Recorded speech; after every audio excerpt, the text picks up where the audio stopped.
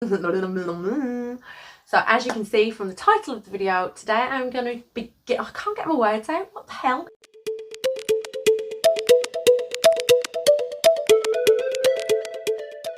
Hi guys, and welcome back to my channel and to another video. So as you can see from the title of the video, I'm going to be giving you my top 5 binge worthy programs of lockdown. I mean, we all need this information, right? So I did promise a weight loss video. However, I'm not gonna lie, it triggered me. It triggered me massively. Sat down in this chair, I'm still here now from when I tried to record my weight loss journey, and what I've realised was if it triggered me, it could trigger you, and I'm not going to put anyone through that. So I kind of binned it, I've shelved it. I will upload it at some point, or maybe re-record it at some point, but just not today. Anyway, back to the video. So we are going to do a top 5 Stacey suggested binge worthy viewing during lockdown. God, that was the mouthful, but hey, let's roll with it. So I have been absolutely loving number one is Save Me. Oh my days. It is a British drama. You can find it on Sky Atlantic. I think it's on Netflix as well, or if you've got a Fire Stick, it will be on there, as my friend told me last night. And it is 12 episodes, 2 series of the most gripping content that I have viewed during lockdown, or even in the last 12 months. Honestly, I love a good drama. I love a good gritty drama. This had a perfect balance of humour, relatability, and a shed load of drama all mixed into one. It was just amazing. So Save Me is basically about human trafficking. A young girl is trafficked. We all know what that means, and yeah, although we shouldn't like it, we're compelled to watch it because you just want to see a happy ending. Taken under false pretenses of meeting her biological father for the very first time. She's 13, naive, it's all done online. She goes off to meet her biological father, and it turns out that it was all just a ploy. The sneaky little buggers in the background, you know how it works, took her off, did their thing. I'm not going to give you any spoilers, but it is gripping, and it takes 2 series of the programme to get to a point of closure. Do they find her? Do they not? If you're on the edge of your seat the whole time. And honestly, by far, hands down, my number 1, top of the pile to view over lockdown. So I suggest you get onto Sky, onto Catch Up, on your Fire Stick or on your Netflix, and type in Save Me, and the second series is called Save Me 2. Oh my life, me and Ian were absolutely gripped. We binge watched it in 3 days. It was just incredible, like literally incredible, and everyone I've spoken to on social media about it since have all said the same. I'm quite excited that there is going to be a series 3 at some point, because I am that sad. We sat there and googled it at 2 o'clock in the morning after we'd finished watching the last series, to see whether there would be a further one, because I feel like the series didn't end the way I wanted it to, and it couldn't end the way they were saying it was ended, and it was kind of left a little bit open-ended, and lo and behold, Google told us that yes, there is a 3rd in the process. So that's a winner chicken dinner from me. Series number 2, this has just ended, but I know that you can still get it on Catch Up, and I'm sure you'll get it on Fire Stick, and I'm sure you will get it on Netflix, because let's face it, there's always a way of finding a programme that we really want to watch, isn't there? Now, Liar had me gripped. I do love a good drama that gets you really hooked and gets you really involved and just is so emotive. And sometimes I often sit there and think, why are we so interested in this? This is a bad thing that's happening, and we're gripped in watching it, because these things happen on a daily basis that we're just not aware of, and here we are, like, it's entertainment fodder for us. kind of think that's a little bit weird, but I was kind of gripped as well. So if you don't know what Liar is, it is a series about a teacher called Laura, who is sadly, she has her drink spiked. One thing leads to another, and they end up in court because he says it didn't happen, she says it did happen, and then it works out that, you know, there's a whole host of people involved and he's done this thing. Now, I'm not naming this thing because I'm very conscious of who may be watching my videos. My kids often watch the videos back, so I don't want to say, but I think we can all read between the lines. He says he didn't, she says he did. She also finds evidence that he's done this to many other women. And it's all very dark, it's all very premeditated, but you know, it gets the viewer hooked, and that's what we like, isn't it? So highly suggest that you go and search Liar with 2 series. It was good, it was binge worthy viewing, and that was my number 2. So my number 3 is going to be Gangs of London. Now, this has just started on Sky, and Ian and myself watched this Friday for the first time, and I believe it was released on Sky on Thursday, maybe Wednesday of this week. Now, it's Gangs of London. I have this obsession with the Krays, with the Richardsons, with London gangland of the day.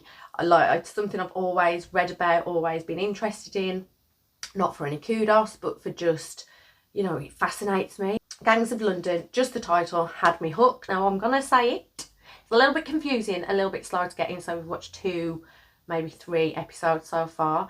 It wasn't the easiest thing to kind of get into at first, because it starts off with the gangland boss kind of being shot dead by a teenager in Devilick Flats, and you're kind of like, oh, like that would never happen. Like, that just would never happen. And if it did, you know, like, is that the beginning of the end? Where are we going with this story? And it was all very, in my opinion, a bit messy, and I didn't like how it started, graphic. Now, personally, I don't like blood, gore or violence, and it was so graphic in the first few violent scenes that I had to turn away and put the bedsheet over my head, because I was like, is it over yet, Ian? Is it over? And he's like, no, just keep hiding, it's disgusting. But it was a compelling view. So taking the violence and the graphic scenes out of it, I'm hooked, because that's just my type of viewing. I enjoy watching Gangs of London, and I want to see where it takes me. Not only that, it has girls.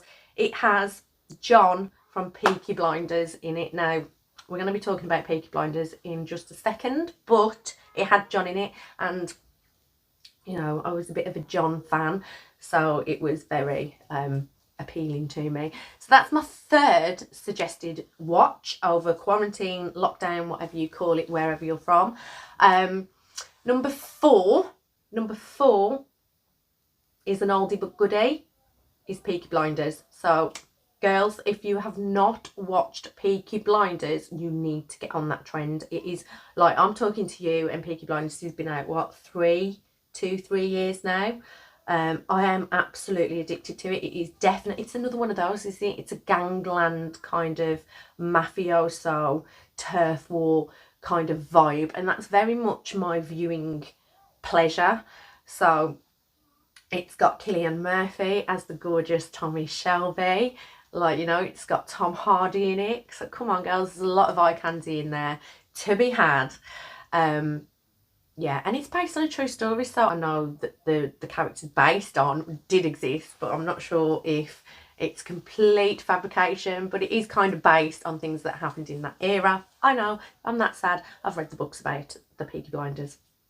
So I'm not going to give you a spoiler, but the Peaky Blinders as a family didn't actually exist. The Peaky Blinders as a genre, as a kind of collective name for a gang, did exist, but it wasn't a family as portrayed in the programme. But that's no bother, that doesn't bother me. I was a little bit disappointed, I'm not going to lie, because, you know, but yeah, I absolutely loved Peaky Blinders. So for those of you who have no idea what I'm talking about, Peaky Blinders is about the Shelby family. So we have Aunt Pol as the matriarchal kind of mother head figure. And then we have Tommy Shelby, who is the second eldest, not the first, he's the second eldest male of the family. You need to go watch it. You need to just come off this video now and go and watch it, because I swear to God, it is just the most amazing program. I am addicted. Lost it by mistake, never saw it on any billboards, never saw it advertised, and I just thought, what is this? Put it on. Wow. Cillian Murphy, hell yes. So I was hooked and absolutely loved it. Absolutely loved it from scene one.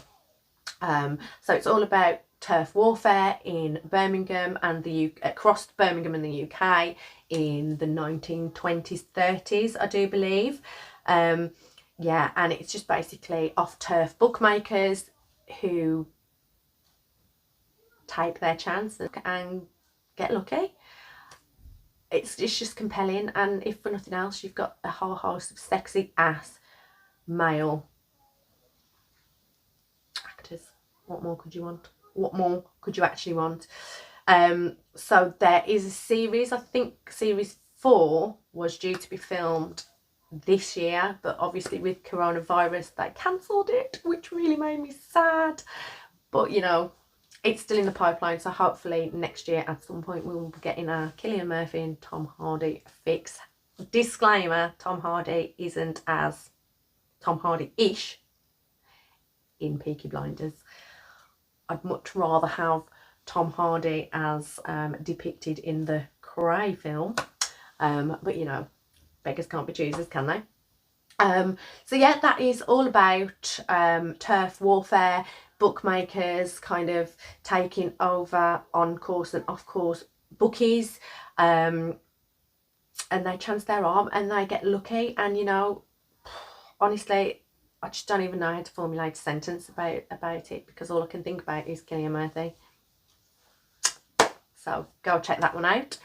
And my 5th and final program that I'm going to talk about is a current one.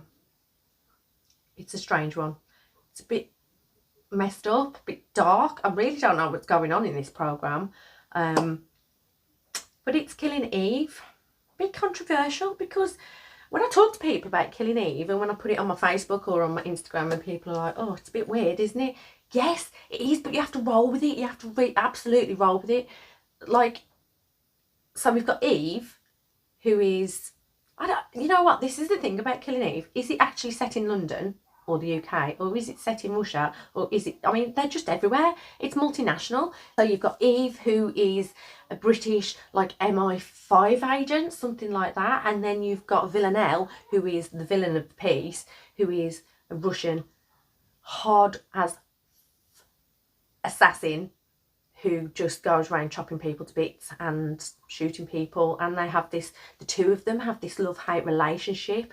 It's really quite not intimate, but you could tell that it could potentially get intimate. In fact, I think at one point it nearly did get intimate in the second series, and it was all just like, oh my God, this is crazy. So they kind of form this cat and mouse relationship. So you've got Eve going after Villanelle, and Villanelle coming after Eve to kill her, but not to kill her, because she's kind of developed some psychotic love bond relationship situation with Eve. And Eve, although he's fighting it, you can tell that that's there as well. So they kind of get into this Tom and Jerry cat and mouse kind of scenario, and they just kind of skirt around each other. And you know, and then one day Eve gets shot by Villanelle because Eve wouldn't go with Villanelle to live a happy ever after life. And then that leads us into, I think, series 3 now that we're on, which is on a Sunday evening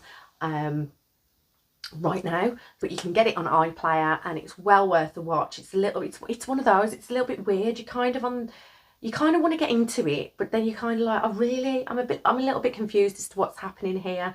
They form this relationship. I have no idea where it's ever going to end, but it's gripping and it's entertaining, and it's quite comical as well. There are points at which you have to laugh out loud, but then there are serious points when you're like, oh my god, that just made me feel physically sick. But yeah, I hope you enjoyed this video, guys. It's something a little bit different. It was off the cuff because, like I say, I didn't want to bring my weight loss journey to you today because it just frazzled my brain, if I'm totally truthful with you.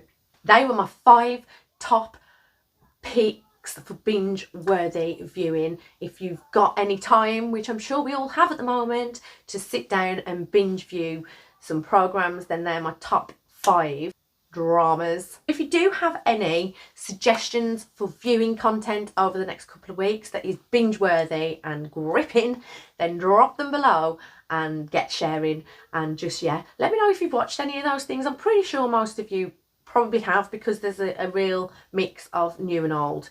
And I just kind of thought, after filming such an emotional video this morning, I would just bring it to you.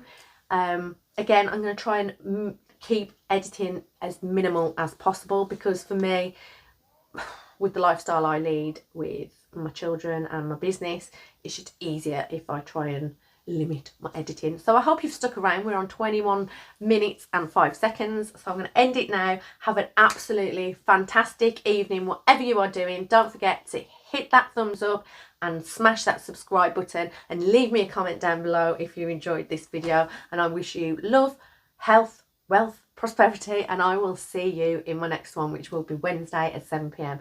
So have a wonderful, wonderful evening, guys, and I'll speak to you then. Bye.